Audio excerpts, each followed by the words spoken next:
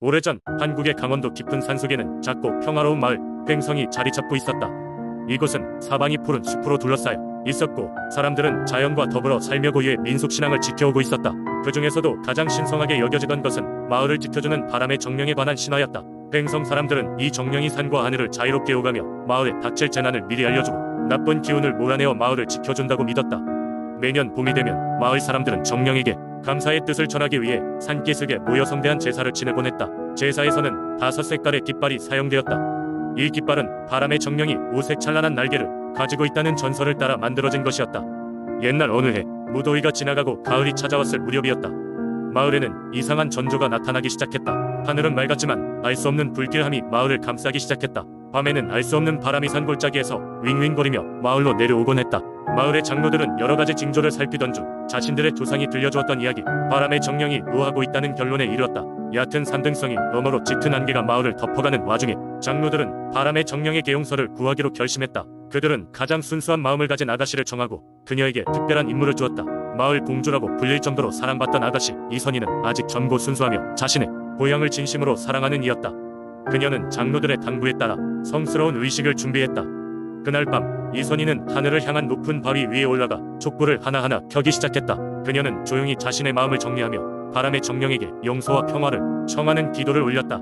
어느새 밤하늘에는 쏟아질 듯한 별빛이 가득 찼고 차가운 바람이 이선희의 긴 머리칼을 휘감았다. 그 순간 바람 속에서 은은한 목소리가 들려왔다.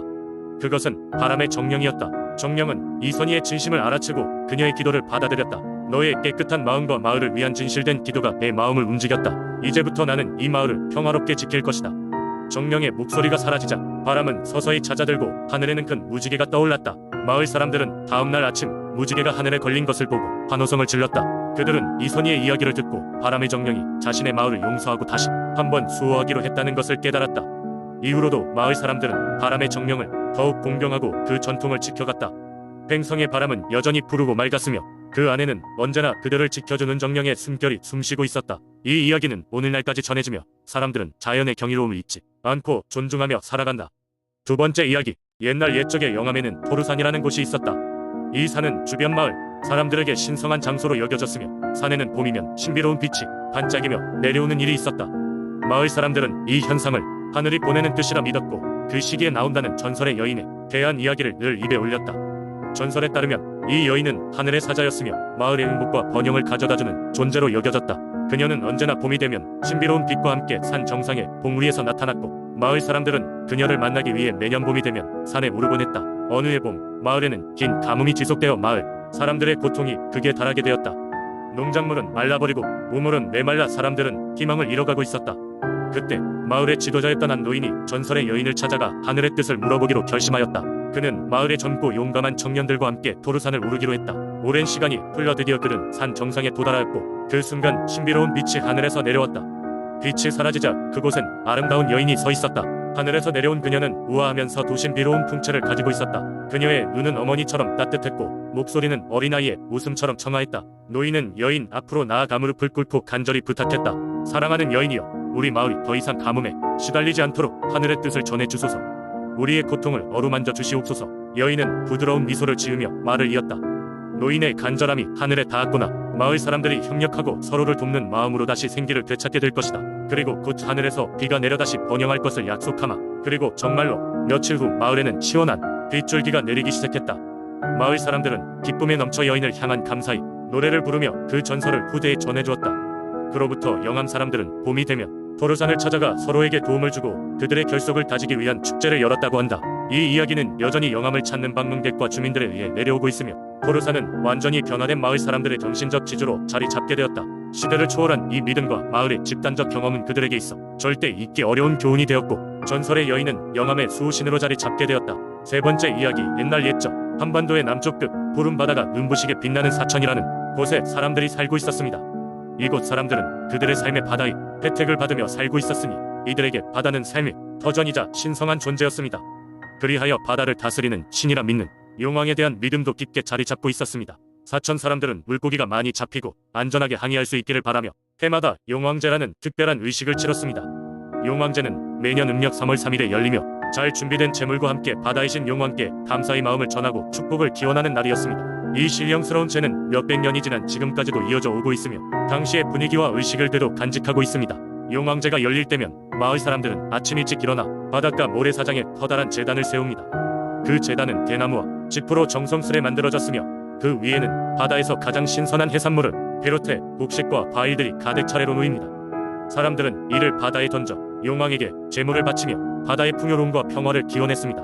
제2날 날이 밝기도 전부터 마을 어르신들이 모여 용왕제를 준비하고 들떴으나 엄숙한 분위기 속에서 행사는 시작되었습니다. 용왕님, 이 바다의 평화를 지켜주소서. 의식을 인도하는 제사장은 조용히 기도를 올린 후 바닷물을 두 손으로 퍼 무릎과 이마에 바릅니다.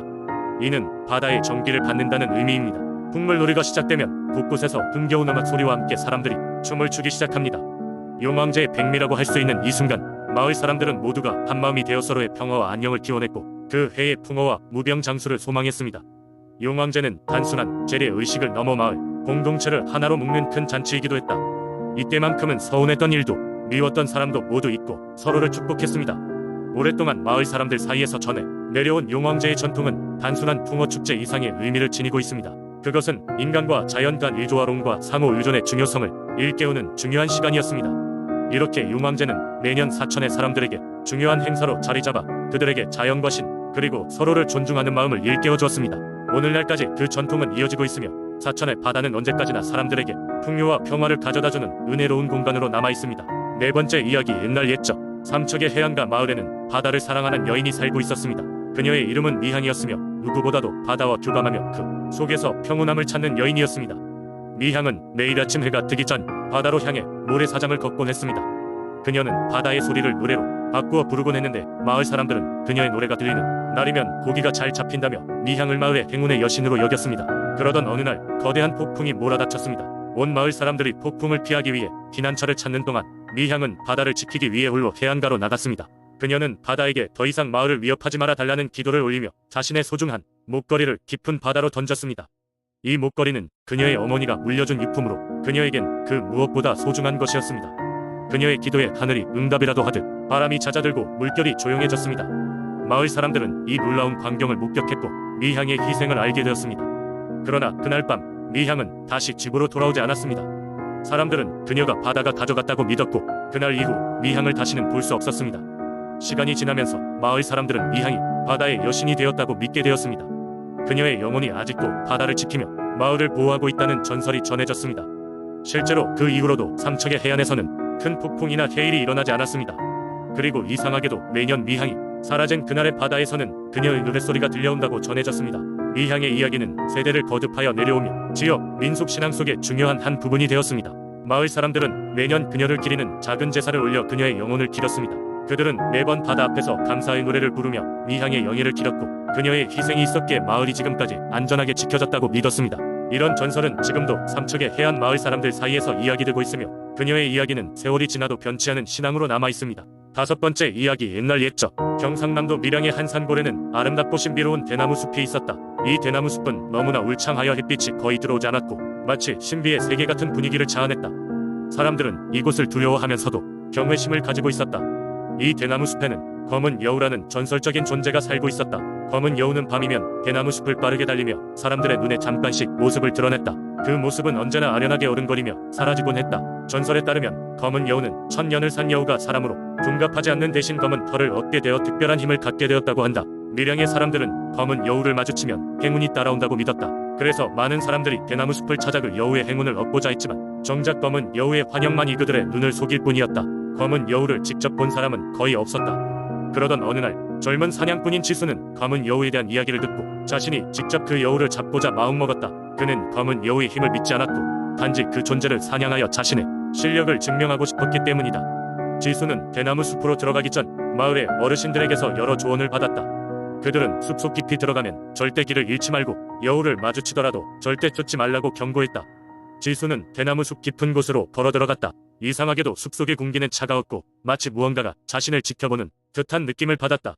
그는 쉰 듯한 소리와 함께 바람결에 흔들리는 대나무들의 속삭임을 들으며 계속 걸었다.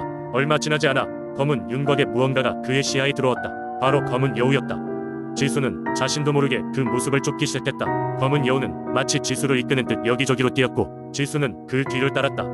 하지만 그것이 덫임을 깨닫기에는 시간이 너무 늦었다.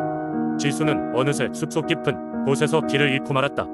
숲의 소리들은 점점 더 커지고 방향을 혼란스럽게 만들었다. 그때 검은 여우가 그의 앞에 멈춰섰다. 지수는 여우를 향해 손을 뻗었지만 그의 머릿속에 어르신들의 경고가 맴돌았다. 그는 손길을 멈추고 한 걸음 물러났다. 그 순간 검은 여우는 그를 바라보며 온화한 눈빛을 보내왔다. 여우는 천천히 고개를 돌리고 지수에게 오라고 이끄는 듯 방향을 틀었다. 지수는 여우를 쫓지 않고 그 뒤를 따르며 발걸음을 옮기기 시작했다. 놀랍게도 그는 점점 숲의 가장자리로 이끌렸고 어느새 숲을 벗어날 수 있었다. 검은 여우는 마지막으로 그를 돌아보고는 다시 대나무 숲의 어둠 속으로 사라졌다. 그 후로 지수는 밀양에서 검은 여우의 전설을 전하며 사람들에게 감사와 경외를 가졌다. 그는 검은 여우에게서 받은 인생의 교훈을 통해 마을을 위해 노력과 헌신을 다짐하였다. 검은 여우의 전설은 오랫동안 밀양의 기억 속에 살아남아 사람들에게 여전히 신비로움을 전해준다.